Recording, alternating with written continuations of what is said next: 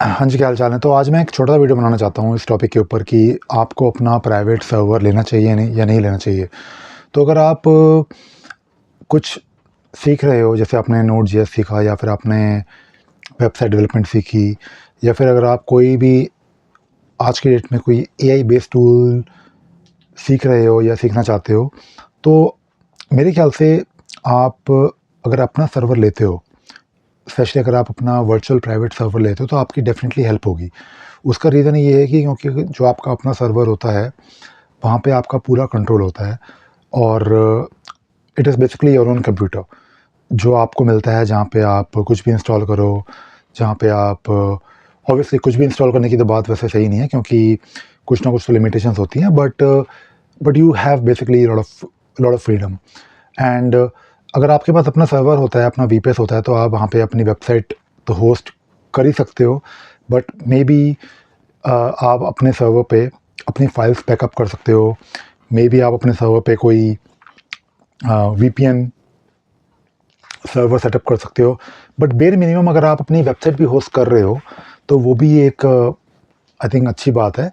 And अपना server होने का एडवांटेज ये होता है कि आपके पास जब अपना सर्वर होता है, स्पेशली अगर आपके पास कोई लिनक्स बेस्ड सर्वर है, तो you basically have a computer which is online and you can play with it.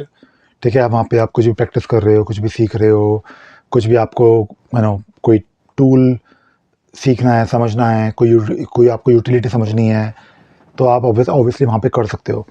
जैसे फॉर एग्जांपल मैं आजकल अगर मैं अपनी बात करूँ, तो ओरेकल के सर्वर पे मैं आजकल काम कर रहा हूँ, जहाँ पे मैं एक सिंपल वेबसाइट अपनी होस्ट कर रहा हूँ।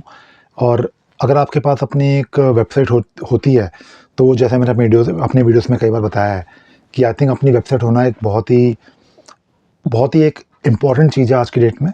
बट शेड होस्टिंग होती है, जहाँ पे आप अपनी वेबसाइट को होस्ट कर सकते हो, बट शेड होस्टिंग में क्या है ना कि हमेशा एक लिमिटेशन रहती है।